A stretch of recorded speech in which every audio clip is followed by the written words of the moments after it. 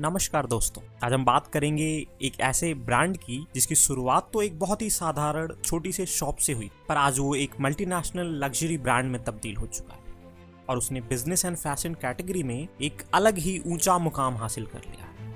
जी हाँ, हम बात कर रहे हैं one of the biggest players of fashion industry, Italian luxury brand Gucci की। पर क्या आप जानते हैं, यह प्रतिष्ठित ब्रांड न केवल अपने शानदार डिजाइन और हाई क्वालिटी के प्रोडक्ट्स के लिए जाना जाता है, बल्कि इसके साथ साथ अपने कंट्रोवर्सी से भरे अतीत और रीबर्थ के लिए भी, जिसमें डिवोर्स से लेकर मर्डर तक शामिल है। कुछ शब्दों में कहें तो इस ब्रांड के पीछे की कहानी किसी फिल्मी ड्रामे से कम नहीं है।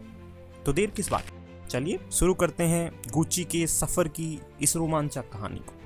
इस ब्रांड के संस्थापक गुच्चियो गुच्ची का जन्म फ्लोरेंस, टस्कनी के बहुत ही गरीब परिवार में हुआ था। इनके माता पिता लेदर की कारीगरी का काम करते थे, पर ऐसा माना जाता है कि उनके दिवालिया हो जाने के कारण गुच्चियो गुच्ची को काम की तलाश में लंदन जाना पड़ा और यहाँ पर मात्र 18 वर्ष की उम्र में उन्होंने सवॉय होटल में अपनी पहली नौकरी शुरू कर। आपको बताते चलें कि लंदन के इसी सवॉय होटल में ही उनके जीवन को एक नई दिशा मिली, क्योंकि इसी होटल में रहने वाले फेमस मेहमानों द्वारा इस्तेमाल की जा रही लेदर की चीजों को देखकर उनके दिमाग में इस ब्रांड को स्थापित करने का ख्याल पहली बार आया। पर ऐसा क्या था उन अमीर लोगों द्वारा यूज की जाने वाली इन लेदर की चीजों में, और इनमें गुच्चियो गुच्ची को व्यवसाय की संभावना कैसे दिखी? दरअसल उन्होंने ऑब्जर्व किया कि हाई क्वालिटी लेदर से बनी इन प्रोडक्ट्स को लोग सिर्फ रोजमर्रा की जरूरत के लिए ही नहीं, बल्कि एक फैशन और स्टेटस सिंबल के रूप में भी इस्तेमाल करते थे। जैसे इनके द्वारा इस्तेमाल किए जाने वाले वो चमड़े से बने महंगे लगेज इनकी रईसी और पैसे का प्रतीक थे, और यही एक्सेसरीज गरीब और अमीर व्यक्तियों के बीच का फर्क बताते थे।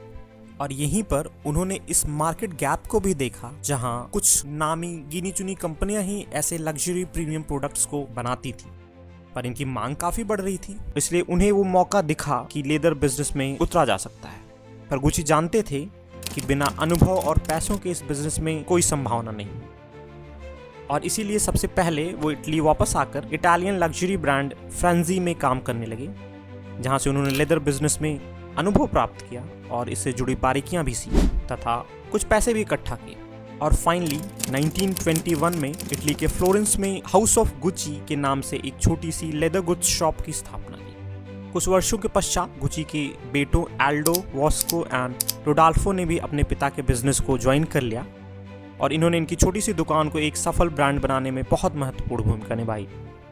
उदाहरण के तौर पर साल 1938 में अपने बड़े बेटे एल्डो की सलाह पर गुच्ची ने रोम में अपना दूसरा स्टोर खोला, और देखते ही देखते यह स्टोर बेहद लोकप्रिय हो गया और यह इनके पहले स्टोर से भी ज्यादा कमाने लगा। आपको जानकर आश्चर्य होगा कि दूसरे विश्व युद्ध के पश्चात तो गुच्ची के मुनाफों में आश्चर्यजनक उछाल आया, क्योंकि युद्ध से लौट रहे सैनिकों को अपनी पत्नियों या गर्लफ्रेंड्स को इतने दिनों बाद मिलने की खुशी में कुछ खास और एक्सक्लूसिव तोहफा देने की इच्छा थी, और गुच्ची उस समय के टॉप क्लास कैटेगरी के प्रसिद्ध स्टोर्स में से एक था, और इसीलिए इनके प्रोडक्ट्स हाथों हाथ बिक रहे थे। अगले कुछ वर्षों में ही गुच्ची ने कई और स्टोर्स खोलने भर का प्रॉफिट इकट्ठा कर लिया था, और इसी मुनाफे का इस्तेमाल करके साल 1991 में मिलान में एक नया स्टोर खोला, और उनके बेटों ने गुच्ची ब्रांड का पहला इंटरनेशनल आउटलेट अमेरिका के न्यूयॉर्क में खोला, जो कि अमेरिका में पहला लग्जरी इटालियन ब्रांड था। पर इस स्टोर की ओपनिंग के 2 सप्ताह बाद ही, यानी 2 जनवरी 1953 को गुच्चियो गुच्ची की हार्ट अटैक के कारण मृत्यु हो गई। दोस्तों, जब तक गुच्चियो गुच्ची जिंदा थे तब तक तो उनके परिवार में बिजनेस में हिस्सेदारी को लेकर कोई विवाद नहीं हुआ, पर इनकी मृत्यु के बाद ही उनकी बेटी ग्रिमाल्डा ने अपने भाइयों के खिलाफ कंपनी में हिस्सेदारी को लेकर के कोर्ट केस फाइल कर दिया, क्योंकि उनका नाम उनके पिता की वसीयत में था ही नहीं, जबकि उनका कहना था कि उनके पति के द्वारा दिए गए कर्ज ने ही कंपनी को चलाने में मदद की थी। परंतु कुछ समय बाद वह कोर्ट केस हार गई, और यहाँ से ही नींव पड़ी पारिवारिक आपसी विवादों की, जो कि आगे और बढ़ने वाले थे।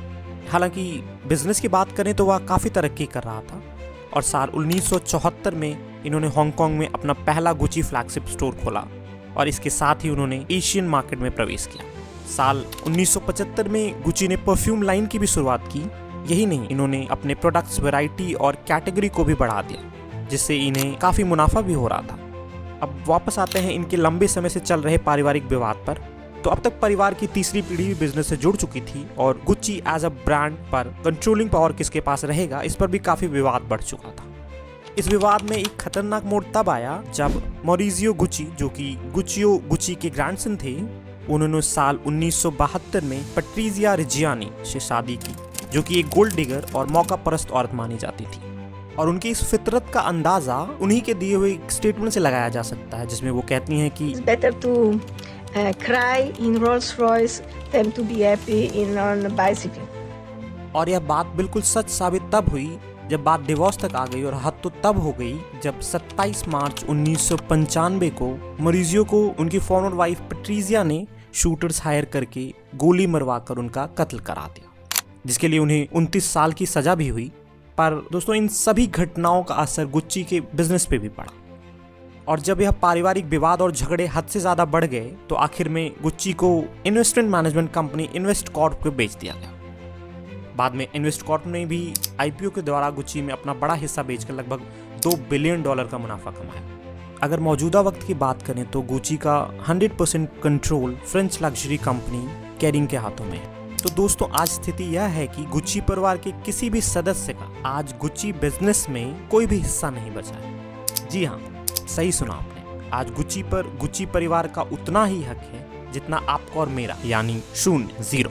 पारिवारिक झगड़ों, गलत फैसलों और महत्वाकांक्षाओं ने ऐसा कमाल किया कि आज गुच्ची ब्रांड नाम तो दुनिया में गूंजता है, पर गुच्ची परिवार सिर्फ एक गुजरा हुआ जमाना बन गया है। तो अगली बार जब आप गुच्ची का बैग खरीदें तो गुच्ची परिवार को याद जरूर कीजिएगा, जिसको शायद आज खुद भी गुच्ची के बैग को खरीदना हो तो शायद लाइन में खड़ा होना पड़ेगा। सोचिएगा जरूर। तो ये थी उतार चढ़ाव, चीटिंग और बैक स्टैबिंग के किस्से से भरी कहानी गुच्ची ब्रांड की। अगर आपको ये वीडियो पसंद आया हो तो इसे लाइक करें, अपने दोस्तों के साथ शेयर करें और चैनल को सब्सक्राइब करना ना भूलें। अगली बार फिर मिलेंगे एक और रोचक कहानी के साथ। तब तक के लिए धन्यवाद। अपना ख्याल रखें।